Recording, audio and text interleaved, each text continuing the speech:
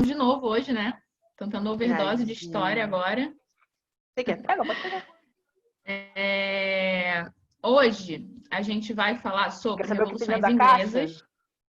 Caio, seu áudio está aberto. Foi mal. Sobre revoluções inglesas, sobre Revolução Puritana e Revolução Gloriosa, e vamos falar também sobre a Revolução Industrial. Então é bastante conteúdo, vamos dar uma aceleradinha, tá bom? Nós estudamos até o reinado do Henrique VIII. Vocês se lembram do Henrique VIII, pessoal? O que o Henrique VIII fez? Igreja... Essa mesma, Letícia. Igreja anglicana.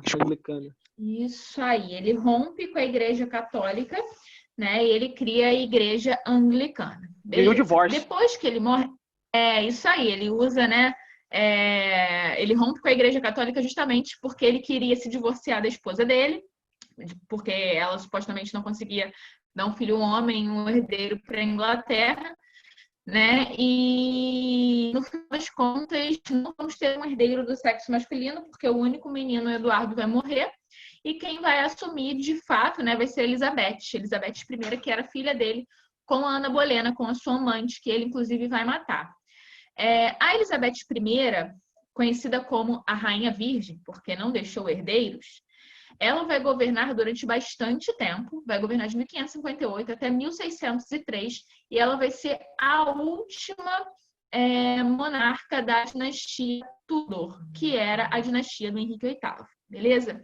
Justamente porque ela não vai deixar herdeiros. Então, durante o seu reinado, a gente vai ter o apogeu do absolutismo na Inglaterra e a gente vai ter o desenvolvimento econômico da Inglaterra também. Aqui tem várias medidas, né, que ela adotou. Para a gente, é muito importante isso aqui. Ela vende as terras reais para cobrir os gastos do Estado, o que faz com que ela, em mais de 40 anos de governo, só chame o parlamento, só convoque o parlamento 3 vezes, né, porque ela vende essas terras para ficar independente financeiramente desse parlamento. Isso aqui também é bastante importante, principalmente para a segunda matéria que a gente vai ver hoje, né? Ela vai proibir a venda de lã inglesa para o exterior. Ela vai proibir a exportação da lã que era produzida no exterior, que era produzida na Inglaterra. Então, isso quer dizer o quê, gente? Quer dizer que a lã produzida na Inglaterra, ela vai ser utilizada internamente. E isso vai favorecer a produção de tecidos.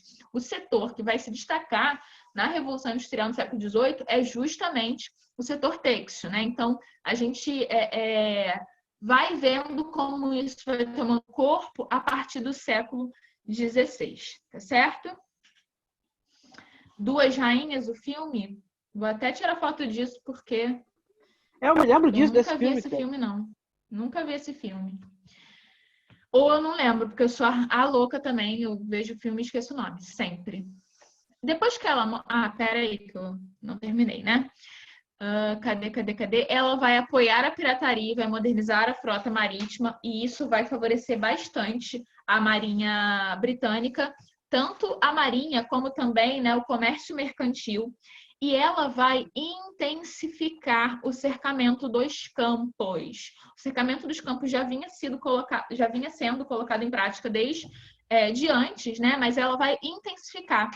Os enclosures, em inglês pode aparecer também na sua prova, enclosures, cercamento dos campos. O que isso quer dizer, gente? Quer dizer que as terras comunais, que eram terras utilizadas tanto pelos nobres como pelos camponeses, elas vão ser cercadas e vendidas.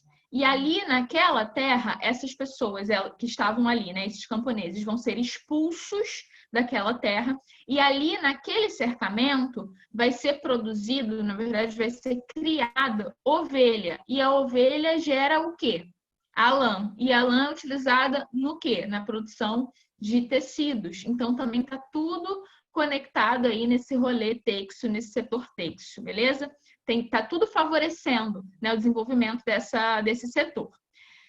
Além disso, o processo de cercamento dos campos também vai favorecer a libertação da mão de obra. É como se a mão de obra estivesse presa no campo e o cercamento e a expulsão desses camponeses daquela territorialidade, né, vai fazer com que seja com que eles saiam do campo e vão em direção às cidades. E nas cidades, eles vão fazer o quê? Eles vão vender a sua mão de obra para as manufaturas, para as indústrias que vão surgir a partir do século XVIII. Vou falar disso também mais profundamente já já. Ela vai criar, alguém me perguntou esses dias, né? Ela vai criar a Companhia Inglesa das Índias Orientais. Então, existe a Companhia das Índias Orientais da Holanda e vai existir uma Companhia das Índias Orientais inglesa a partir de 1600, que vai ter o monopólio do comércio com o Oriente. Inclusive, essa Companhia Inglesa das Índias Orientais vai, por exemplo, né, meio que governar a Índia, e isso vai favorecer bastante também no cenário industrial no século XVIII. Vou falar também disso já já. E a gente tem início, durante o reinado da Elizabeth I, a efetiva presença da Inglaterra na América do Norte. Entretanto, a colonização de fato, né, a criação, a formação das colônias vai acontecer durante a Revolução Puritana. Jaime I, pessoal, Jaime I, ele era um parente, ele era primo, se eu não me engano, da Elizabeth I, né? Ela não deixa herdeiros, quem vai assumir vai ser o Jaime da Escócia. A Escócia era um reino independente, beleza? Ele era parente dela, tinha laços consanguíneos e vai se tornar rei da Inglaterra, além de rei da Escócia. Ele vai fortalecer o absolutismo a partir daquele absolutismo do direito divino dos reis, né, em que o rei ele é um representante de Deus na terra. Ele vai perseguir tanto os puritanos como os católicos, principalmente depois da conspiração da pólvora, que vai ser uma conspiração em que esses puritanos eles vão tentar matar o Jaime I. Uma coisa importante, gente, os calvinistas na Inglaterra, eles eram chamados de puritanos ou presbiterianos, beleza? Puritanos ou presbiterianos. Os presbiterianos, eles eram da alta burguesia e eles aceitavam uma conciliação com os anglicanos, com a nobreza e com o rei. Já os puritanos, eles eram da média e da baixa burguesia e também de uma... Como é que eu vou dizer? De uma nobreza aburguesada, né? Que era a gentry, que era uma galera que era nobre, era, na verdade, proprietário de terra, mas que não vivia da servidão, que não se beneficiava, né, das relações feudais ainda. Era uma galera que já estava ganhando dinheiro com a produção capitalista na terra. Beleza? Então, essa galera também vai formar os puritanos. Então, a gente tem a gentry, a média e a baixa burguesia lá nos puritanos, que é uma galera mais radicalizada, que não está muito disposta ali a travar uma conciliação com os anglicanos, não. Durante o reinado do Jaime I, gente, a gente vai ter a colonização da Irlanda. Hoje... Sei por que eu não coloquei aqui para vocês. Deixa eu colocar aqui. Para vocês entenderem como é que é dividida, né? A Inglaterra, o Reino Unido. Aqui, vocês estão vendo?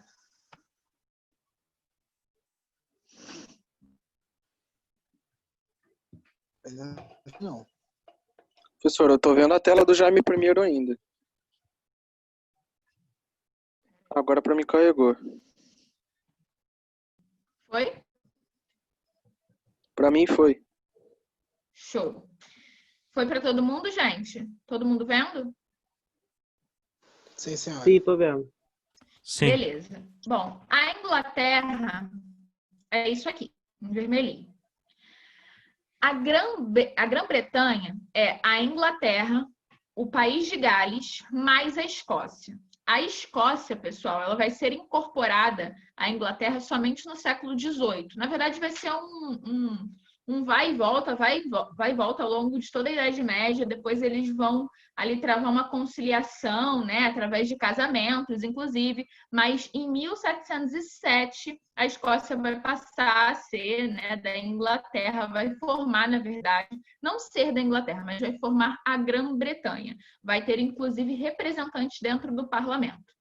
e o Reino Unido. O Reino Unido vai ser País de Gales, Inglaterra, Escócia e Irlanda do Norte. Na verdade, era toda a Irlanda, só que em 1920, 1922, por volta disso, a Irlanda Católica ela vai se tornar independente. Aqui é essa região aqui do norte que está sendo colonizada durante o reinado do Jaime I. Vamos voltar lá no slide. Então, aquela regiãozinha ali do mapa começa a ser colonizada pelos ingleses. E os irlandeses católicos ficam olhando aquilo, né? Fica, do nada, um monte de inglês começa a brotar ali, começa a viver ali. Do nada. E aí isso vai gerar uma reação irlandesa, obviamente. Para reprimir esses irlandeses, o Jaime I ele vai convocar o parlamento para que o parlamento aprovasse o aumento de impostos para que ele pudesse, né, conseguir grana para reprimir esses caras. Só que a Câmara dos Comuns vai vetar esse aumento, gente. Lembrando, o parlamento ele é dividido em Câmara dos Lordes e Câmara dos Comuns. Câmara dos Lordes tinham lá representantes da nobreza e Câmara dos Comuns, e tinham inclusive, né, um mandato vitalício, e Câmara dos Comuns tinha lá os representantes da burguesia. E o que o Jaime I vai fazer? Ele vai dissolver o parlamento em represália à Câmara dos Comuns. Ele vai começar, né, a perseguir os seus opositores, os puritanos. E isso vai promover, inclusive, a imigração em massa desses puritanos para a América do Norte. Data dali do início do século XVII, a colonização de fato da América do Norte. E a gente vai conversar sobre isso na próxima aula. A próxima aula provavelmente vai ser sobre a colonização das 13 colônias e também independência dessas 13 colônias, beleza? E aí o Jaime vai, né, morrer, quem vai suceder ele vai ser o filho dele, o Carlos I, que vai governar de 1625 até 1649. O Carlos I, ele vai convocar o parlamento para conseguir também dinheiro, para conseguir ali, né, vencer conflitos com a França e com a Espanha. Só que o parlamento vai chantagear o Carlos I e vai fazer ele assinar a petição de direitos. A petição de direitos, ela vai, na verdade, reafirmar tudo aquilo que lá no século XIII já estava estabelecido, na verdade, desde o século XIII, né, quando foi conformada a Magna Carta da Inglaterra. Então, o rei não podia simplesmente dissolver o parlamento, ele não pode aumentar impostos sem autorização do parlamento, ele não pode... como é que fala? Ai, meu Deus, esqueci, mas daqui a pouco eu vou lembrar. Eu vou dar uma coladinha ali. Mas ele não podia... Várias coisas que ele vinha, né, colocando em prática, então a petição de direitos vai reafirmar a Magna Carta. O Carlos I, muito sonso. Alguém quer falar alguma coisa? Não, é perguntar se nem novas leis ele podia decretar. Não, né? É isso mesmo. Obrigada. Ele precisava da autorização do parlamento para diversas coisas, inclusive leis. Beleza? Então, essa petição de direitos, ele vai assinar, o Carlos I vai assinar a petição de direitos, só que logo em seguida, 3 semanas depois, ele vai dissolver o parlamento. E por 11 anos, pessoal, ele não vai chamar o parlamento. Esse vai ser o período da tirania. E, nesse meio tempo, ele vai impor o anglicanismo dentro de todo o território e vai reativar impostos medievais como o ship money, que era um imposto que as cidades que tinham portos tinham que pagar. Só que quando ele reativa esse imposto, ele faz com que todas as cidades, mesmo as interioranas, pagassem o ship money, beleza? Bom, ele está impondo o anglicanismo lá na Escócia também. Lembrando, ele era ao mesmo tempo rei da Inglaterra e rei da Escócia.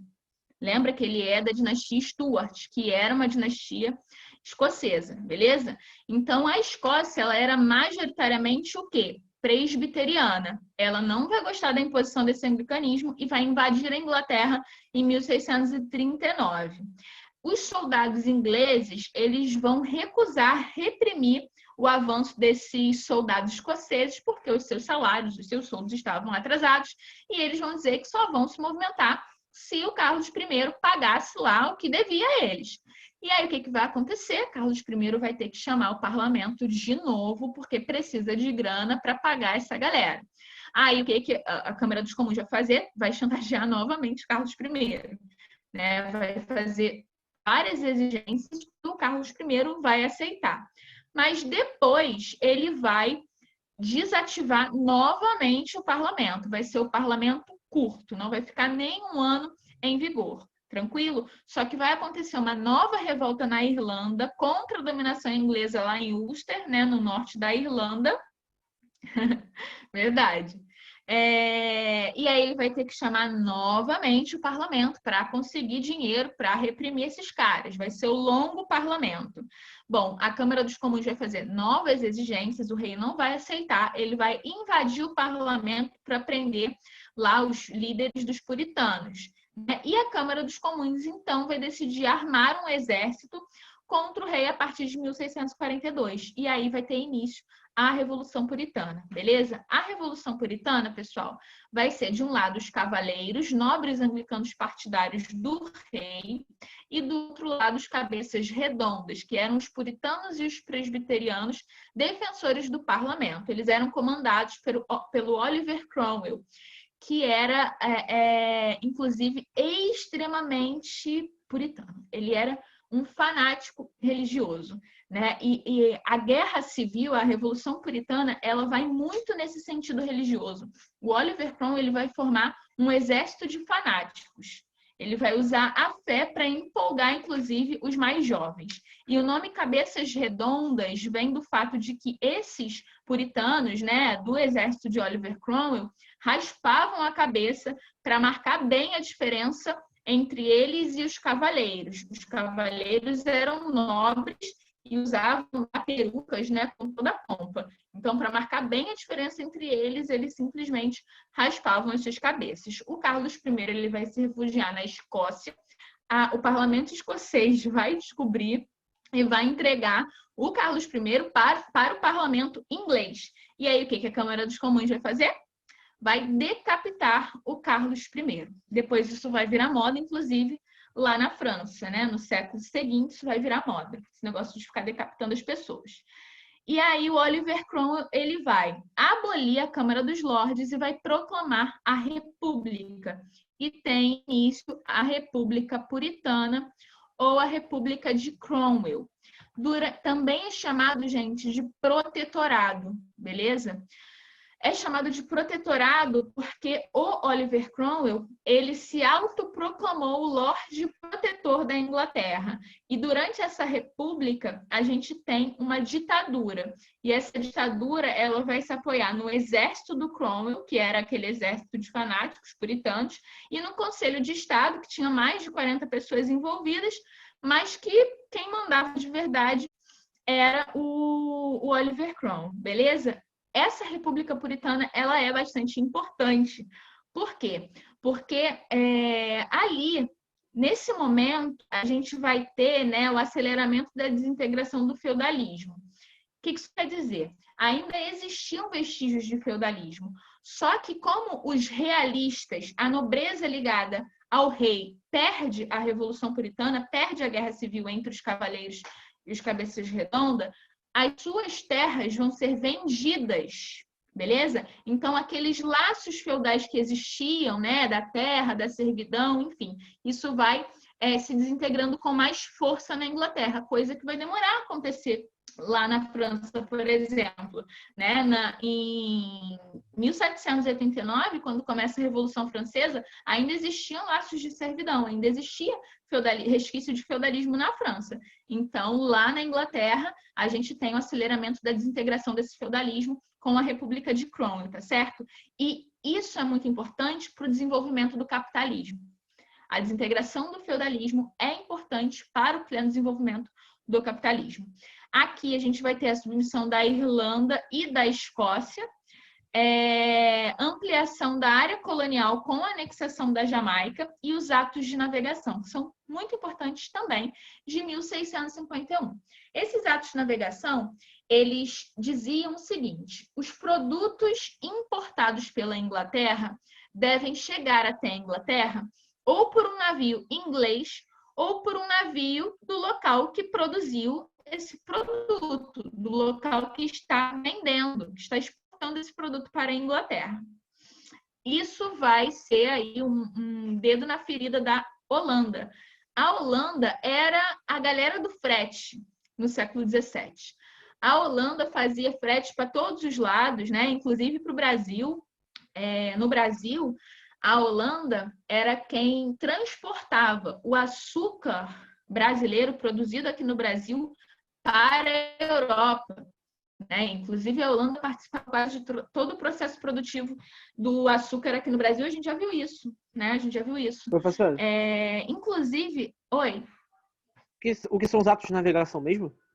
Então, atos de navegação deixa eu ver uma palavra melhor. É a imposição.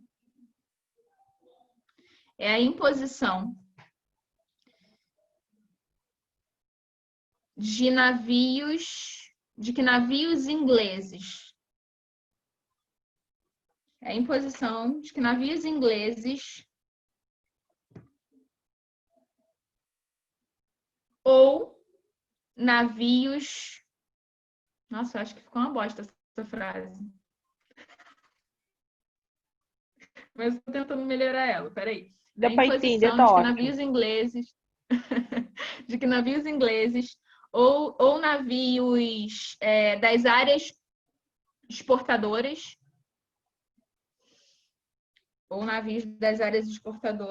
transportassem os produtos para a Inglaterra. Então, no geralzão, a Inglaterra quer comprar um produto... Deixa eu ver. Quer comprar um produto de Portugal. A Inglaterra quer comprar um produto de Portugal. Aí, antes, Portugal chegava lá na Holanda e falava assim: Holanda, faz favozão para mim, faz um frete aqui, leva o meu vinho, boa, Letícia, leva o meu vinho ali na Inglaterra. O produto é de Portugal, quem transportava era a Holanda. Gente, é um exemplo, tá bom? Agora a Inglaterra Mas agora, de acordo com os atos de navegação, exatamente. Se Portugal não tem um navio para levar, quem tem que buscar, né, na verdade, é um navio inglês. Beleza? Isso vai ferrar a Holanda. Por quê? Porque agora a Holanda vai perder um mercado do caramba. Ela vai deixar de fazer o frete aí de uma galera. Quem vai tomar esse mercado vai ser a Inglaterra. E isso vai desenvolver o capitalismo mercantil britânico. Tranquilo? Fora isso, o Cromwell também vai reprimir os grupos mais radicais, né? Os niveladores e escavadores, que eram grupos que falavam, inclusive, de se fazer reforma agrária lá na Inglaterra, enfim. Então, a gente tem uma limitação aí dessa República Puritana. Não vai se radicalizar, não vai ser pró-povo, beleza? Quando ele morre, em 1658, quem assume é o filho dele. E o filho dele, ele vai ser muito fraco politicamente. Ele não vai conseguir manter o governo do pai dele. E ele vai renunciar. Quando ele renuncia, ele abre uma crise do caramba. E isso vai abrir caminho para a restauração monárquica, para a volta dos esportes, beleza? Então, com a restauração monárquica, a gente vai ter o Carlos II governando de 1660 a 1685 e o Jaime I governando de 1685 a 1688. Eles eram irmãos. E eles tinham sido educados na França, beleza?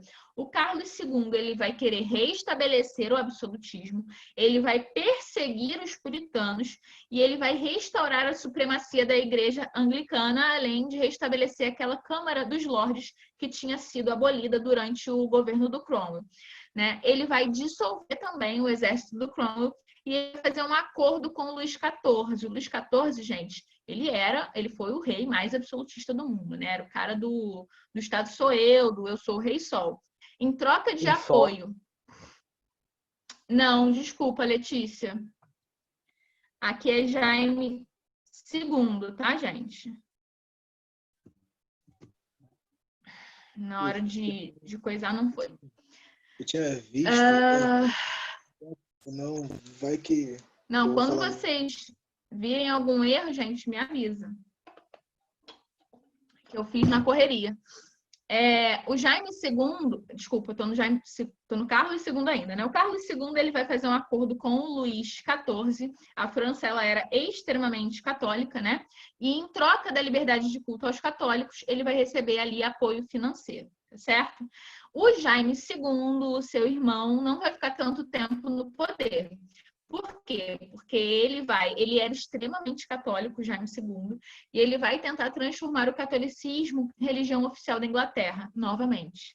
Né? E o que vai acontecer? O parlamento vai se movimentar, vai bater na portinha do Guilherme de Orange, que era o chefe, era o líder, né? Era o governante da Holanda na época, e era casado com a Maria Stuart, que era filha do Jaime II. E era de tradição protestante. Ela e o Guilherme de Orange, eles eram protestantes, eles não eram católicos. E aí o parlamento vai oferecer o trono para o Guilherme de Orange. E ele vai aceitar. Ele vai virar o Guilherme III. Essa vai ser, pessoal, a Revolução Gloriosa. Beleza? Quando o parlamento chega para oferecer o trono para o Guilherme de Orange, e ele aceita, ele vai precisar assinar, na verdade, um documento, que é a Declaração de Direitos, que é a Bill of Rights, que, na verdade, vai colocar o poder nas mãos do parlamento. O parlamento, ele vai limitar o poder do rei. Vai morrer o absolutismo monárquico definitivamente lá na Inglaterra em 1689, quando essa Revolução Gloriosa ela é executada, e ela tem esse nome porque foi uma revolução em que não houve derramamento de sangue. Inclusive, o próprio Jaime II, quando o Guilherme de Orange chega até a Inglaterra, ele mete o pé para a França, porque ele sabe, né, o que aconteceu lá com o Carlos I, que ele perdeu a cabeça e ele não estava querendo o mesmo destino. Essa Declaração de Direitos, essa Bill of Rights, ela vai dizer que o rei ele ficava obrigado a submeter qualquer aumento de impostos à aprovação das câmaras, vai dar liberdade de imprensa, liberdade individual e liberdade de propriedade privada, vai estabelecer o anglicanismo como religião oficial, entretanto, as outras religiões teriam liberdade de culto, com exceção do catolicismo, e a gente também vai perceber ali naquela Bill of Rights a alternância periódica no ministério entre nobreza e burguesia. A gente tem, no final das contas, uma substituição da monarquia absolutista pela monarquia constitucional. É aquilo que alguém colocou aqui em cima, né? O rei reina, mas não governa. Deu para entender, gente? Temos alguma dúvida? Deu para entender, professor.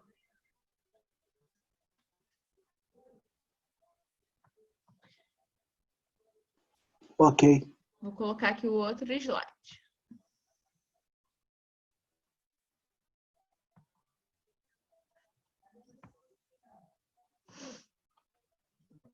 Partir para a Revolução Industrial agora, gente. A Revolução Industrial, ela acontece no século XVIII e acontece pioneiramente na Inglaterra, né? Vai ser a passagem de um sistema de produção marcadamente agrário e artesanal para um de cunho industrial, dominado pela fábrica e pela maquinaria, né? Olha o nome, Revolução Industrial. Revolução Industrial. Por que será que tem esse nome, Revolução? É um processo de mudança. Indústrias. O termo revolução. Geralmente, quando a gente pensa em revolução, a gente pensa em quê? Tiro, porrada, bomba, gente morrendo. Isso É isso. mesmo. Revolução Baixinha, Industrial não tem guilhotina. nada disso. Exatamente, Baixaria. gente sendo guilhotinada. Isso aí. Não tem nada disso na Revolução Industrial. Exatamente, Letícia. Adorei. Foi uma mudança de grandes proporções em curto espaço de tempo. Gente, a Revolução Industrial, ela vai mudar completamente a relação entre os homens e a relação entre os homens e a própria natureza. Se hoje, no século... Muito bom, né, Caio? Dá até para usar na redação isso aí. Vocês estavam falando de redação. se hoje nós estamos no século XXI, né, e nós estamos dentro da idade contemporânea, essa idade contemporânea ela foi iniciada ali no século XVIII. A periodização histórica tradicional marca a Revolução Francesa em 1789 como um evento que termina a Idade Moderna e inicia a Idade Contemporânea. E isso no século XVIII.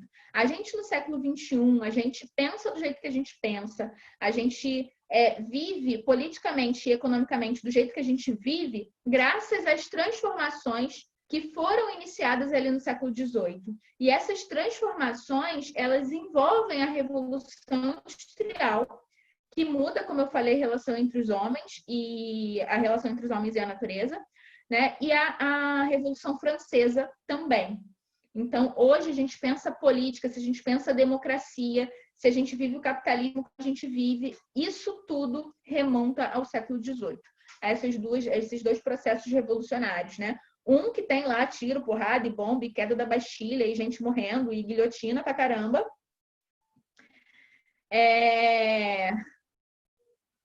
Mas é isso aí mesmo, Letícia. Só coisa as revoluções são isso aí mesmo. E a outra, né, que não tem gente morrendo, mais ou menos, vai ter também, de forma indireta, né? Mas não vai ter nada disso, né? Furdunço, enfim, guerra, não vai ter nada disso, mas é um processo revolucionário também, beleza? E o pioneirismo, pessoal, vai ser inglês. A Inglaterra vai ser a primeiríssima aí a empreender a Revolução Industrial, né? E por quais motivos? Porque somente a Inglaterra reunia uma série de fatores favoráveis para isso, como as condições políticas. As condições políticas da Inglaterra no século XVIII eram favoráveis. Por que eram favoráveis? Porque no século anterior, no final do século XVII, a Inglaterra tinha feito a Revolução Gloriosa. E a Revolução Gloriosa, ela acabou com a monarquia absoluta e iniciou a monarquia parlamentarista. E dentro desse parlamento, quem é que estava lá? Eram os burgueses. Então, os burgueses que estavam dentro do parlamento inglês, eles vão se beneficiar dessa estrutura política para gerar um cenário favorável ao desenvolvimento desse capitalismo industrial. Por quê? Porque eles lucrariam mais conforme isso fosse acontecendo. Então, somente a Inglaterra reunia essa condição política favorável, né? No mesmo século, em 1789, quando tem início a Revolução Francesa, um dos motivos para a Revolução Francesa, dentre tantos motivos sociais e econômicos, o motivo político é justamente a limitação que o absolutismo impunha ao desenvolvimento do capitalismo. O absolutismo, ele impunha limites, ele impunha obstáculos ao pleno desenvolvimento do capitalismo. Então, quando a burguesia revolucionária francesa começa a Revolução em 1789, ela está justamente querendo solapar essa monarquia absoluta para copiar o modelo inglês para que ela se desenvolvesse economicamente e, como consequência, a própria França. Tá certo? Também temos um fator importante que é a acumulação de capital mercantil, gente. Acumulação de capital mercantil, né? De capital primitivo, inclusive. Como que isso vai acontecer? Isso vai acontecer através do colonialismo e através também, exatamente, através também de acordos aí que vão favorecer a Inglaterra, que inclusive tem em imagem aquele famoso Tratado de Methuen, né? O Tratado dos Panos e dos Vinhos, que inclusive vai ser estabelecido pela Anna Stuart. Anna Stuart, tá, gente? Depois que o Guilherme de Orange, que não era mais Guilherme de Orange, que era Guilherme III, quando ele morre, quem vai assumir é a cunhada dele, a Anna Stuart, era a irmã da esposa dele, a Maria Stuart. Ela que vai conseguir esse acordão aí para a Inglaterra em 1707. E ela, inclusive, olha só como é que a mulher é braba, né? Ela, inclusive, também em 1707, aliás, Tratado de Methuen em 1703. Em 1707, é ela que vai dominar ali a Escócia. Aqui nós temos o Brasil cheio de buraco, o ouro do Brasil, sendo retirado do Brasil, sendo levado para Portugal. E aqui tem a Inglaterra, né? Aqui a gente tem os vinhos portugueses saindo para a Inglaterra, para serem vendidos para a Inglaterra. E a gente tem os tecidos da Inglaterra saindo para Portugal. E o que os portugueses vão usar para pagar por esses tecidos? O ouro brasileiro. Então, o ouro brasileiro financiou de forma indireta a Revolução Industrial Inglesa. Aqui a gente tem uma das características do mercantilismo inglês, que é a balança comercial favorável, né, gente? Em que você precisa de uma exportação forte, você precisa exportar muito mais do que importar. E assim a Inglaterra consegue acumular capital primitivo, capital mercantil. A localização da Inglaterra. Gente, localização da Inglaterra é topíssima para a Inglaterra, por diversos fatores, né? Primeiro que a Inglaterra é uma... Isso aí, Caio. Depois do Tratado de Methuen ainda vem a abertura dos portos, né? Com as nações amigas no período joanino. Só que assim, já tinha sido Inglaterra feito... amiga.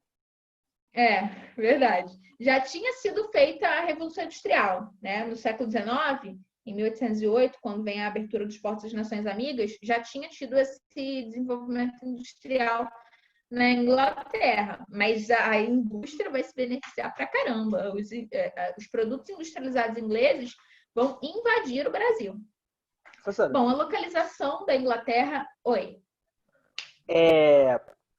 a Revolução Industrial, ela influenciou a Revolução Francesa? Sim. Com certeza. O fato dos franceses estarem vendo a industrialização da Inglaterra vai fazer com que a burguesia francesa queira aquilo também. E eles vão querer copiar o modelo político britânico. Entendeu? Entendi. Bom, a Inglaterra ela vai ser favorecida porque ela é uma ilha. E sendo uma ilha, ela vai ficar distante dos conflitos que estão acontecendo na Europa continental. Gente, vamos lembrar aí do Napô, né? Do Napoleão Bonaparte. Napoleão Bonaparte queria porque queria invadir a Inglaterra e não conseguiu. Por quê? Porque ela é uma ilha. Porque ele tinha o melhor exército da Europa? Tinha, mas ele não conseguia atravessar para chegar até a Inglaterra, porque a Marinha Britânica era a maior marinha da Europa, era a melhor marinha da Europa, né? Então, aquela localização ali vai favorecê-la nesse sentido, fora que no seu solo, no seu subsolo, tinha matéria-prima necessária e crucial para a industrialização, que vai ser o carvão, que vai ser a matriz energética, né, dessa primeira fase da Revolução Industrial, o ferro, o estanho e o cobre. Fora que também ela vai ter na Segunda Guerra Mundial também. Isso aí. Uma rede fluvial que vai favorecer também. Uma rede fluvial de rios, né, navegáveis e portos naturais. Por quê? Por que isso vai ser bom? Porque vai favorecer o escoamento da produção. Porque vai favorecer o transporte.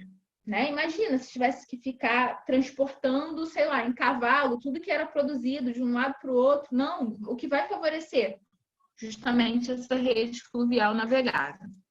Outra coisa que vai favorecer também, gente, foi aquele processo que foi intensificado no século XVI, com Elizabeth I, que foi o processo de cercamento dos campos. Esse cercamento dos campos, ele vai ser muito importante por dois motivos. Ele vai ser importante porque ele vai gerar matéria-prima para as manufaturas têxteis e porque vai libertar a mão de obra. Então, pensa, né? Tava lá no campo, a galerinha feliz, brincando de fazendinha alegre, eu acho. Fazendinha feliz. Sei lá, era um joguinho que tinha no Orkut, há muito tempo atrás. Vocês são da época do Orkut, gente?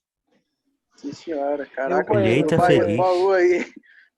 Puxou do baú aí, hein? Quase Isso aí que foi alguém- quando? Depois da expansão marítima?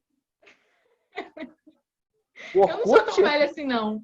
O Orkut foi. Foi um pouco Ele antes da proclamação da começou a República, né? sumir. Foi um pouco antes da proclamação da O República, Orkut por ali. começou a sumir quando eu entrei na faculdade. Quando eu entrei na faculdade em 2010. Eu lembro que eu fiz Facebook em 2010, eu acho, 2010, 2011. Foi quando o Facebook estava começando a estourar. Enfim. Professor, Oi. foi por causa do conteúdo que ainda não era, digamos assim, censurado no Facebook. Oi? É isso aí Como mesmo. é que é? Vai continuar a aula, continuar a aula. Mais um momento Gente, aleatório nem de sabia Caio. disso. É. Nem sabia disso. Depois você me conta. Professora, pode voltar no segundo slide, por favor, que eu não tirei print. Volto.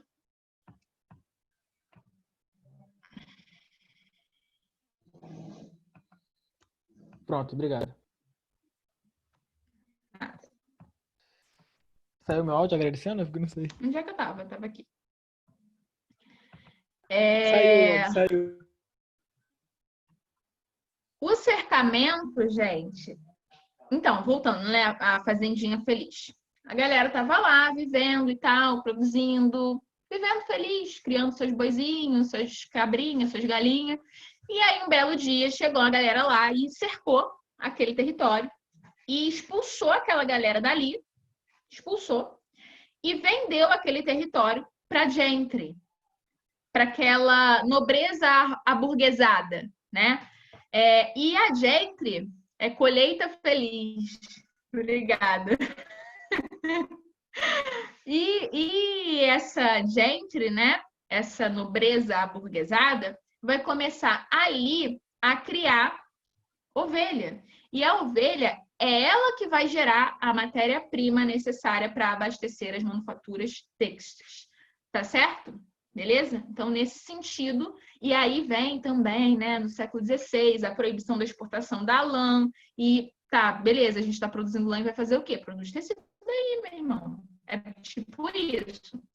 Então, isso vai favorecer esse setor. Fora que, além de favorecer o setor têxtil, vai também expulsar aquela galera do campo para a cidade. Então, a gente vai ter, né, um êxodo rural. A galera vai estar saindo do campo e indo para as cidades. Chegando na cidade, vai fazer o quê? Vai vender a sua mão de obra para as indústrias em troca de um salário de fome. As cidades, gente, tipo, hoje, Londres, todo mundo quer ir para Londres, todo mundo quer tirar foto naquela cabine, né? É uma das cidades mais caras do mundo, desenvolvidas, enfim. Londres, naquela época, era horrível, me lembro como se fosse hoje. Pairava uma nuvem negra, assim, sobre Londres, né? Por conta do processo industrial, por conta do carvão, fedia, era extremamente populoso, muita gente morando nas cidades naquele momento, né? Um índice alto de criminalidade, as pessoas não paravam de nascer, então a gente vai ter um aumento demográfico também nesse momento. As pessoas estão se casando cada vez mais cedo. Além disso, aí, Libra 7 conto.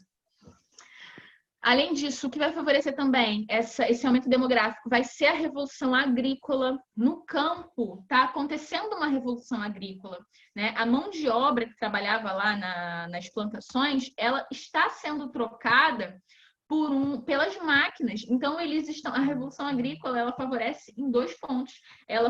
No caso, né, a industrialização, ela favorece porque ela também está auxiliando nesse processo de libertação da mão de obra. E, além disso, ela também favorece porque ela está produzindo cada vez mais alimento. Porque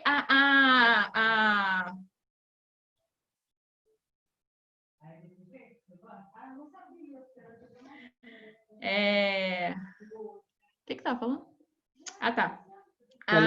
As tecnologias, né, quando são empregadas no campo, elas vão conseguir chegar em áreas, fazer coisas que os seres humanos não conseguiam. Então, isso vai aumentar a produtividade agrícola e isso vai diminuir o preço dos insumos agrícolas, dos produtos. Isso vai favorecer quem? Essa mão de obra pobre que está na cidade. Tá certo? Então, tá tudo ali se ajustando para o pleno desenvolvimento da Revolução Industrial. Fora os atos de navegação, né, que eu falei anteriormente, que vão gerar capital, que vai gerar capital para a Inglaterra, que vai melhorar o capitalismo mercantil inglês, que, enfim, que vai ali ser mais um fator para o desenvolvimento dessa revolução. A incorporação de novas áreas, diga. Nesses atos de navegação, tipo assim, a Inglaterra tinha que ir lá buscar o produto no navio. A pessoa que estava vendendo o produto, ela pagava pelo transporte em inglês? Sim. Ah, então faz sentido. Novas áreas coloniais, gente. A Inglaterra está incorporando novas áreas coloniais e principalmente ali no século XVIII, né? Século XVIII não, século XIX. A gente já vai estar na segunda fase da Revolução Industrial, mas a Inglaterra vai se beneficiar bastante disso. Por exemplo, o caso da Índia. Vou dar um exemplo para vocês. A Índia, ela vai ser uma colônia britânica desde meado do século XVIII. A Companhia Inglesa das Índias Orientais já dominava aquela região desde meado do século XVIII.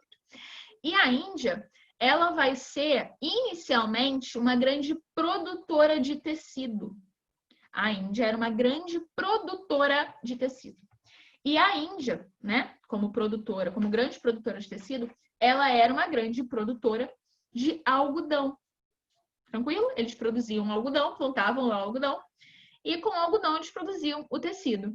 Só que como a Inglaterra que vai dominar aquela região, a Inglaterra ela vai inverter totalmente a situação.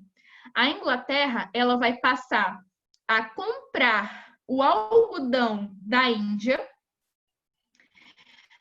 vai chegar esse algodão na Inglaterra, lá eles vão fazer tecido e eles vão obrigar os indianos a comprarem os tecidos deles. Então, os indianos de exportadores de tecido, eles vão passar a serem importadores de tecido.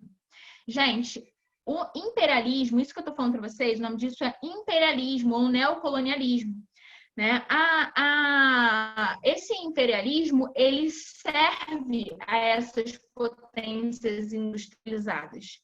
O imperialismo, ele tem o propósito de essas potências industrializadas vão controlar áreas na África e na Ásia. E aí, por que eles querem controlar áreas na África e na Ásia? Porque são áreas que são produtoras de matéria-prima para as suas indústrias. Então, eles vão conseguir esse fornecimento bem baratinho. E são áreas também que têm um vasto mercado consumidor, né? A Índia é um grande país, né? É um país extremamente populoso. São sei lá quantos milhões de pessoas para comprar os produtos ingleses. Então, é do interesse dessas potências industrializadas, lá, principalmente no século XIX, né?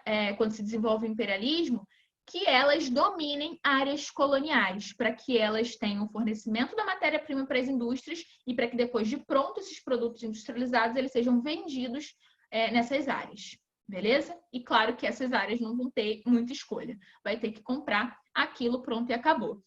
Esse negócio, presta atenção, esse negócio da Inglaterra ter conquistado, né, novas áreas coloniais e sobretudo ali na Ásia, a Índia, vai favorecer também o setor têxtil. Por quê? Porque, gente, quantas roupas de lã vocês têm? De lã? Não sei. Sei lá, velho. Eu não tenho nenhuma.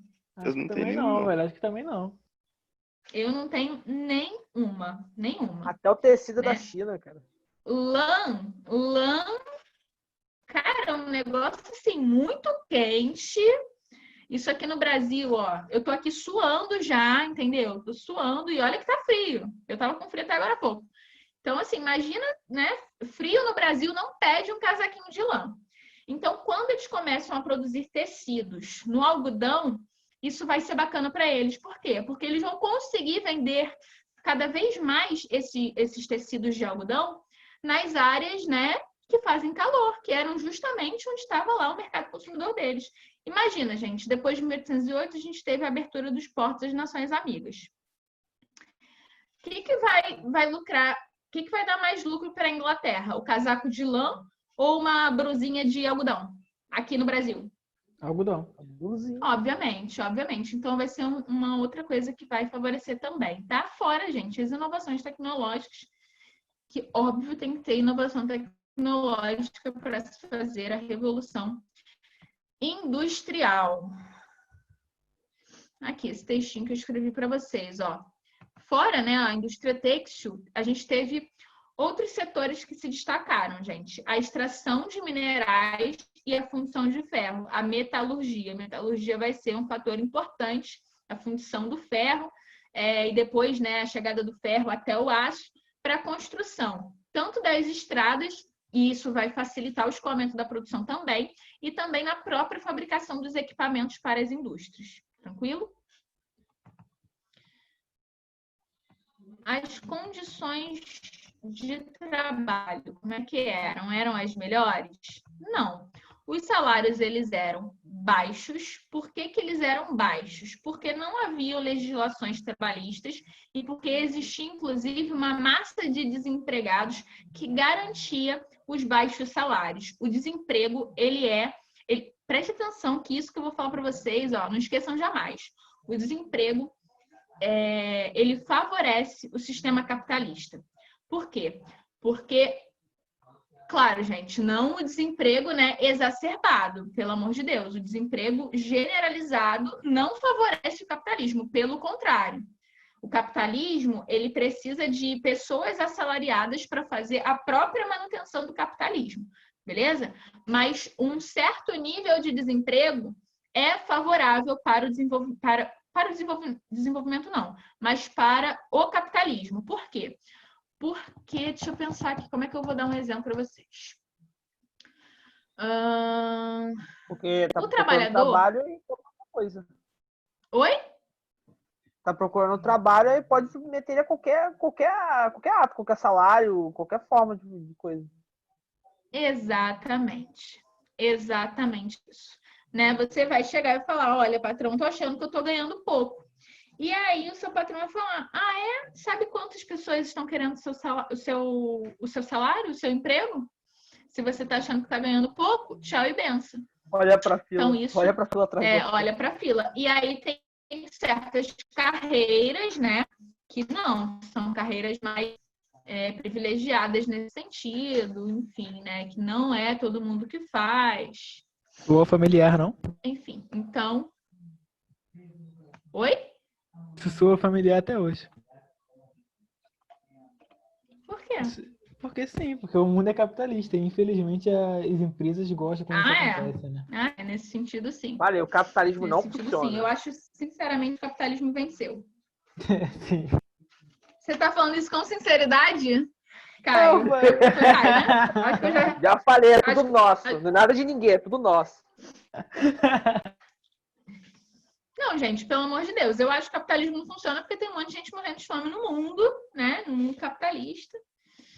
Enfim, mas também não vou ficar defendendo nada aqui, não. Porque aí daqui a pouco tô doutrinando, entendeu? Professora. Então, baixos salários. Diga. A senhora pode voltar no slide 4 e 5, porque eu não tirei print, eu esqueci. 4. Isso aí, ó, é a lei da oferta e da procura. E isso acontece, inclusive, no mercado de trabalho. Tem uma aula do... Esqueci o nome dele, do outro professor de história. Obrigado, professora. Do PFD. Wesley. Não, ai meu Deus, tá no YouTube. Foi uma aula recente. Acho que é Buffon. Isso. Tem uma aula do Buffon que ele fala sobre os sistemas econômicos e ele fala justamente isso, da lei da oferta e procura no mercado de trabalho.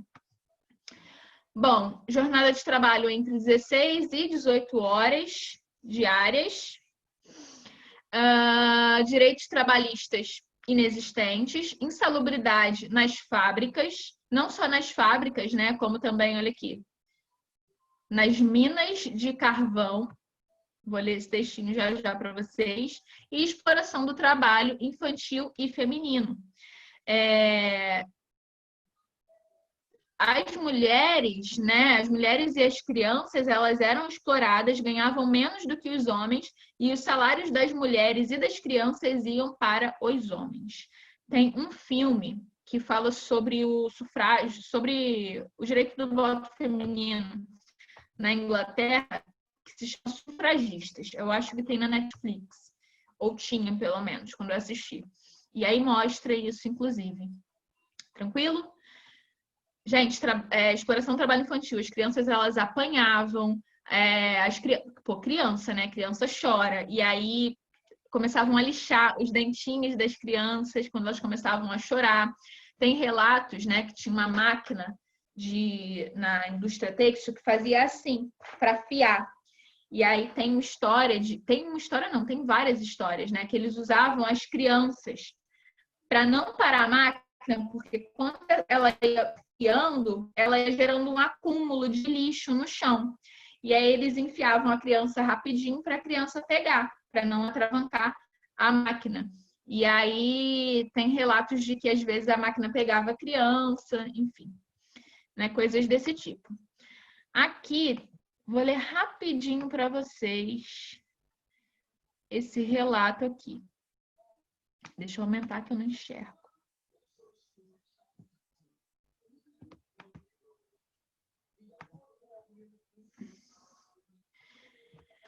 Depoimento aqui de Betty Harris, de 37 anos, em 1842. Não sei ler nem escrever. Trabalho para Andrew não sei que lá, da Little Bolton. Puxo pequenos vagões de carvão. Trabalho das 6 da manhã às 6 da tarde. Há uma pausa de cerca de 1 hora, ao meio-dia, para o almoço. Dão-me pão e manteiga, mas nada para beber. Tenho 2 filhos, porém eles são jovens para trabalhar. Eu puxava esses vagões quando estava grávida. Conheci uma mulher que voltou para casa, se lavou, se deitou, deu à luz e retornou ao trabalho, menos de 1 semana depois. Tenho uma correia em volta da cintura, uma corrente que passa por entre as minhas pernas e ando sobre as mãos e os pés. O caminho é muito íngreme e somos obrigadas a segurar uma corda. E quando não há corda, nos agarramos a tudo que podemos.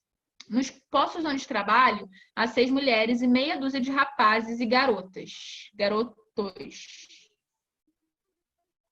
Garotais, né?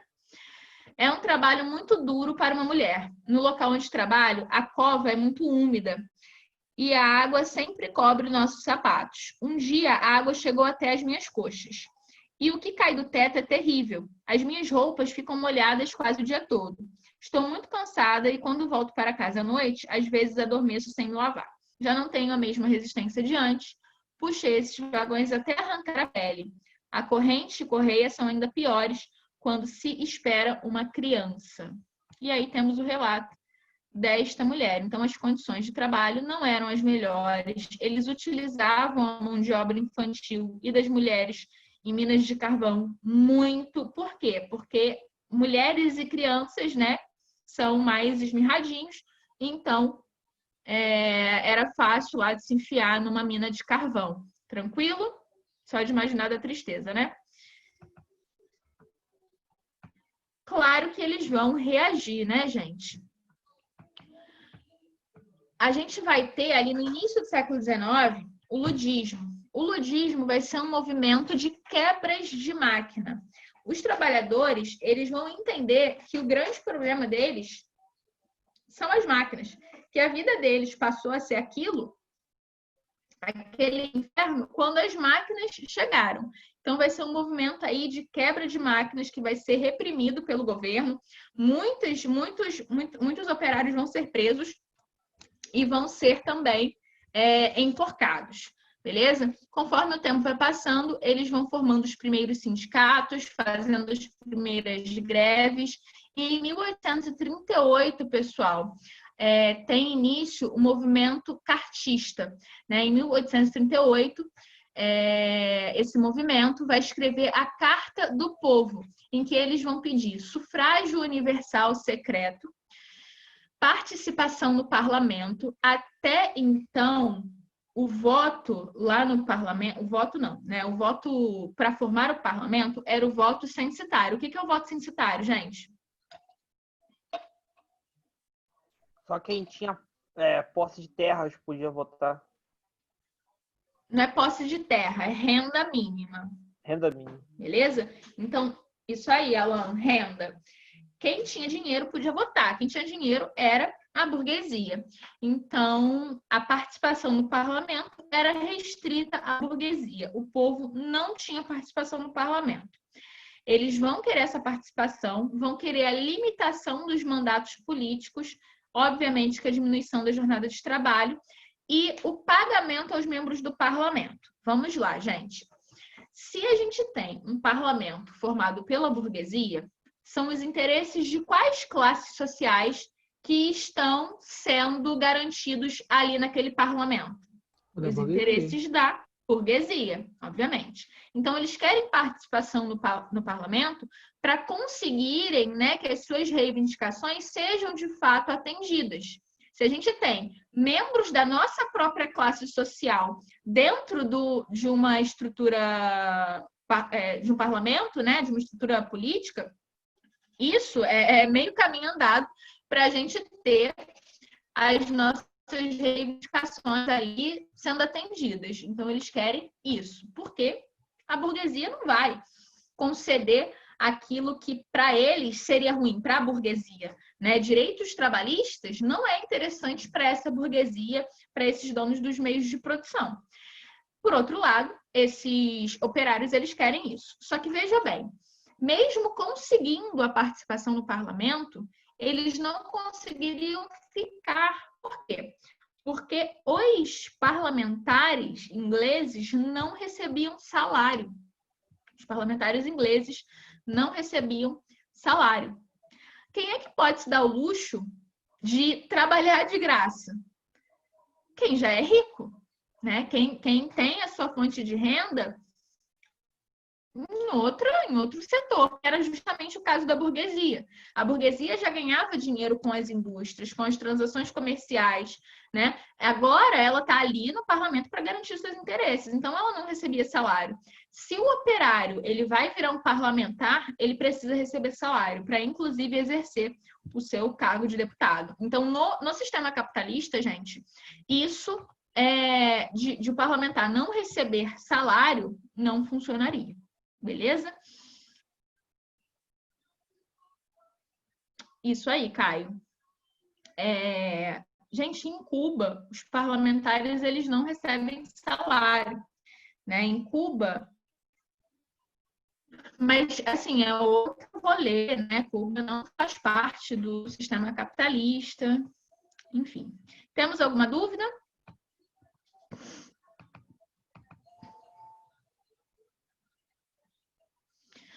As consequências da Revolução Industrial. Gente, houve a consolidação do modo de produção. Verdade. Houve a consolidação do modo de produção capitalista. Vocês sabem por que os parlamentares ganham salários tão altos no Brasil? Os deputados, os vereadores? Qual a justificativa, na verdade, dos salários altos? Não. Porque são representações divinas de Deus na Terra. Não. Para que eles não... Roubem. Porque se eles recebessem salários baixos, eles iriam se corromper com facilidade. Isso aí, Jefferson, para não roubar. Não tá Ainda tem gente que rouba ainda. Ironia, não? Pois é. Então, houve a consolidação do modo de produção capitalista, da acumulação capitalista, daquele modelo do trabalho assalariado, beleza? Porque o trabalho assalariado ele é crucial para a manutenção do capitalismo. Eu estou produzindo copo para vender copo e você só vai comprar copo se você tiver salário, beleza? Houve a separação, gente, definitiva entre o capital e o trabalho. O capital é o dono do meio de produção, é o burguês. E o trabalho é aquele que não é dono do meio de produção, né? Representado pelo proletário, pelo operário. O operário, ele não tem meio de produção. E se ele não tem meio de produção, ele é obrigado a vender a sua força de trabalho para quem tem meio de produção. Deu para entender, pessoal? Sim. Beleza? Vamos voltar um pouquinho lá para a Idade Média. Professora, o filme Charlie Chaplin eu posso levar Oi. em consideração, né, para explicar essa situação, esse momento histórico também, né? Exatamente, eu vou falar dele já já, inclusive.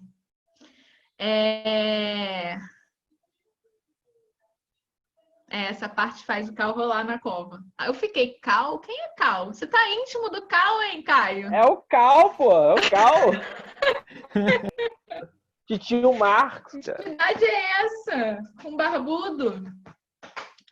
Barba grande. Gente, lá na Idade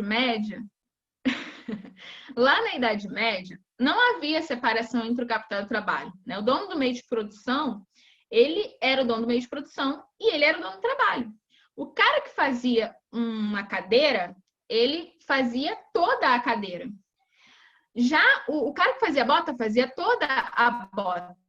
Ele era dono do meio de produção, dos instrumentos, e ele também executava o trabalho, beleza? Então, a gente tem a separação do capital e do trabalho. A gente vai ter um cara que é o dono do meio de produção e um cara que vai ser o dono do trabalho.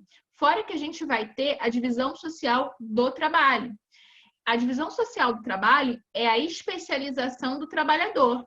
O trabalhador, ele vai fazer somente uma função. Vou dar um exemplozinho para vocês, gente. Vamos pegar um exemplo da casa de vocês. Você tem que lavar a louça, secar a louça e guardar a louça, beleza? Você vai levar X tempo para fazer isso, para lavar, secar e guardar. Não vai ser muito mais rápido se você lavar, se a sua mãe secar e se o seu pai guardar? Isso aí, tudo é feito ao Caio. mesmo tempo. Isso aí, Taylorismo. Taylorismo, que vai ser aplicado na segunda fase da Revolução Industrial. Então, a gente tem a divisão social do trabalho. Para quê? Para quê? Agilizar, ser mais rápido. E as pessoas não terem conhecimento total. Já ouviram a frase tempo é dinheiro? Sim. Tempo é dinheiro. O tempo é dinheiro, por quê? Porque naquele tempo que você levou para lavar, para passar não, tu não passa louça, para lavar, para secar e para guardar, você já fez isso, sei lá, 2 vezes, 3 vezes. Então, você poderia ter produzido mais. Então, o seu patrão, ele quer que você trabalhe mais naquele tempo, que você produza mais naquele tempo. Beleza? Deu para entender isso, gente? Isso vai promover a alienação do trabalhador. Voltando, o trabalhador, anteriormente, ele participava de todo o processo produtivo. Ele fazia toda a cadeira, ele fazia toda a bota. Agora não. Agora ele faz uma parte, sei lá, ele pega e corta a árvore. O outro vai e serra a árvore. O outro vai e coloca a árvore em formato lá quadradinho para fazer as cadeiras. Enquanto que o outro, a função dele é, sei lá, bater o martelo ali na cadeira. Beleza? O cara que cortou a árvore sabe fazer a cadeira? Não, ele sabe cortar a árvore. Então, isso vai promover a alienação do trabalhador porque o trabalhador ele vai ser deslocado daquilo que ele produziu. Tem um filme do Chaplin, né, o Tempos Modernos, que o Chaplin ele está ali na linha de produção, né, na linha de montagem, e isso também a partir da segunda Revolução Industrial com o Fordismo, ele está ali só fazendo isso aqui, ó, esse movimento, né, de apertar um parafuso. Oi. Mas era tão radical assim, a ponto de um cara botar o parafuso e outro apertar, e outro bater com o parafuso? Sim, era bem radical assim. O cara, porque assim, vem o Taylorismo, né, com essa coisa da especialização do trabalhador, e aí, só que aí o trabalhador ele ainda tinha que perder tempo se deslocando pela fábrica. E aí vem o Fordismo com a linha de montagem. O cara fica ali o tempo inteiro parado, o trabalho chega até a ele, ele fica ali o tempo inteiro parado executando aquela mesma função. E Tempos Modernos faz uma crítica a isso. O Chaplin, ele está tão acostumado a fazer esse movimento, né? Se vocês assistirem esse filme, vocês vão ver que ele, quando sai da fábrica, ele ainda está fazendo esse movimento. E o que ele está fazendo?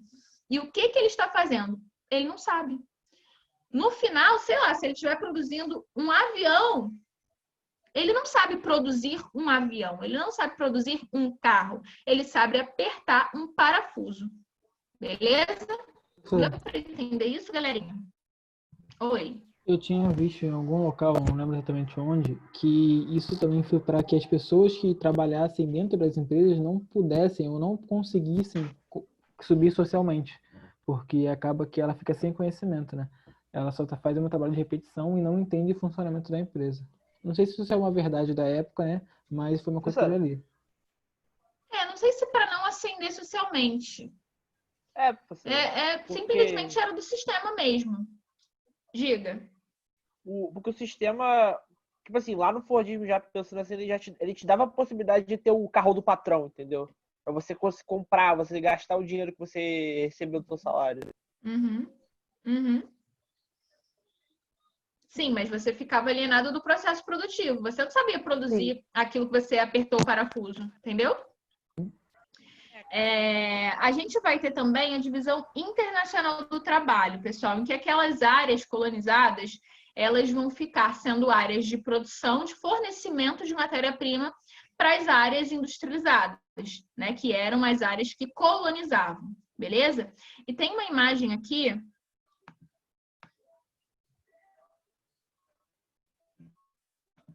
Aqui. No capitalismo comercial do século XV e do século XVI, as colônias. Das colônias, a gente tinha extração de produtos primários, trabalho escravo e especiarias. E na metrópole a gente tinha a produção e a exportação de produtos manufaturados para as colônias. Esses produtos manufaturados, eles eram produzidos através da extração de produtos primários dessas colônias. No capitalismo industrial, a gente tem o quê? As colônias fornecendo matéria-prima e produtos primários e essas metrópoles transformando a matéria-prima em produtos industrializados e vendendo para as colônias. E já no capitalismo financeiro, né, do século XX, a gente vai ter o quê? Esses países, essas antigas colônias, que se tornam países subdesenvolvidos, sendo países produtores de produtos industrializados e de matérias-primas, enquanto que os países desenvolvidos, que eram os antigos países colonizadores, eles vão produzir produtos industrializados, altas tecnologias e investimentos. Beleza? É um ciclo vicioso isso aqui. Deem print nisso aqui, galera.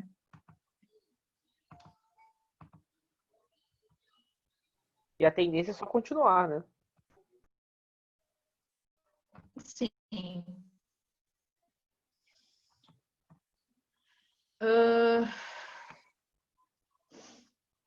Aqui, né? Já mostrei aquele slide lá com a tabelinha verde, mas a gente vai ter o consequente subdesenvolvimento das colônias, se tornam países subdesenvolvidos devido a essa divisão internacional do trabalho.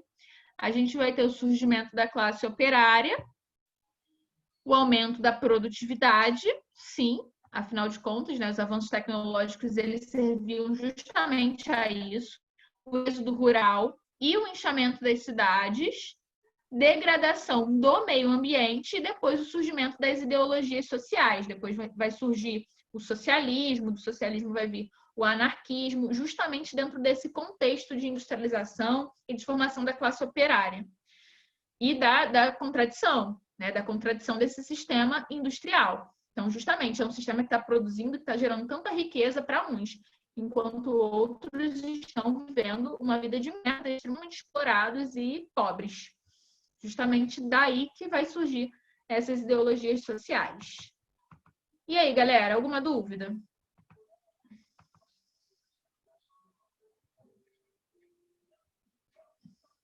Acho que não. Titio Karl, Lenin de mãos dadas com Stalin. Só se for no céu, né? Porque Né? No céu vermelho que pega fogo. Lenin e Stalin, eles estão deslocados no tempo. Tá tranquilo, galera? Tá. Se tiver tudo bem, eu vou me despedindo aqui de vocês agora. Semana que vem, segunda-feira, né, a gente se encontra para falar aí da independência das 13 colônias. Beleza. Tranquilo? Posso ir? Pode sim. Não Valeu, queria não, mas professor. pode. Professora, na segunda-feira a senhora vai dar